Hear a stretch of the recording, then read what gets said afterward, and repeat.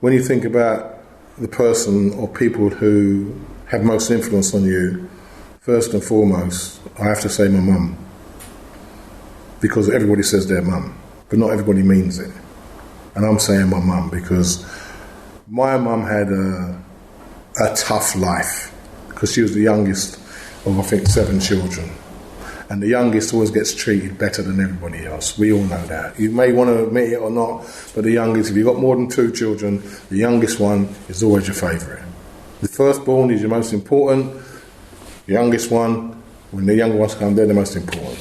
Yeah, it doesn't matter. You can have 10 children. It's the first and the last. The people in the middle, you want to give them everything the same, but it doesn't happen because you can't spread that love like that.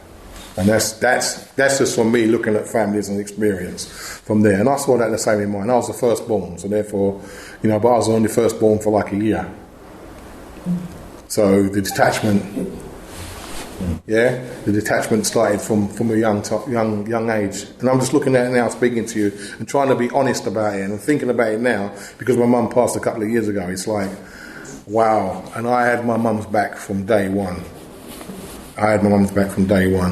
And so like I said, seeing my mum getting up and going to work, mum being in different relationships, having different children, but all that didn't resonate until I was about 11, 12. By then I had a sister, a brother, a sister,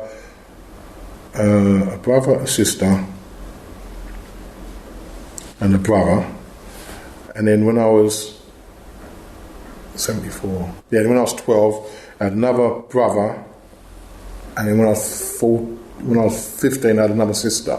So there's a big gap from there. So by that time, I'd already been established as what I was going to do, school, etc., etc. So there's that. And so I would do anything for my mum then, and from then on, I'd do anything for my mum, because I saw how she used to work and graft and try to grind and get things done. There'd be food on the table. A lot of help and support was from her mum, and the relationship between grandchild and grandparent is a strong one, because you get to skip past your mum because you knew that your grandparent would be there to give you the treats and give you the things that your mum couldn't do if your mum was focusing on the other children, etc., etc. And also because of the fact that my mum was by my side when I got run over, and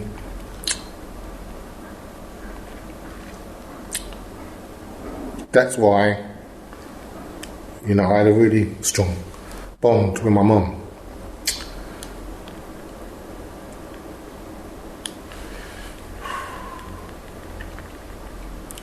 And then when you read books like the bond between a son and a mother, books that are written in America usually, and you kind of see what happens from the beginning goes through to the end. And at the end, when Mum passed, I was in the house. I was the one given the responsibility to be around Mum when she passed. And the funny thing was, it wasn't a sad moment for me, because my mum died of cancer, and it wasn't a sad moment. It was a relief at that time, and then the after effects of the fact that your mum's passed is what happens.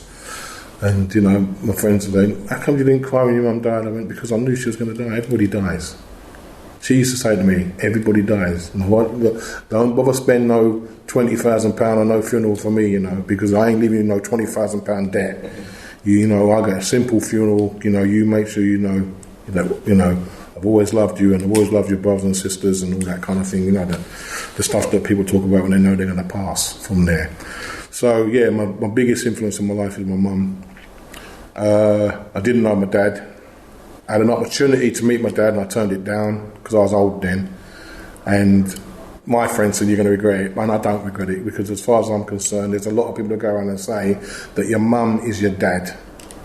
Yeah, you can't have your dad as your mum, because your dad didn't born you, but your mum can be your dad from there. Yeah, so that's how I lived with my mum in my mind. at the time when my mum was here, and even that now my mum's passed,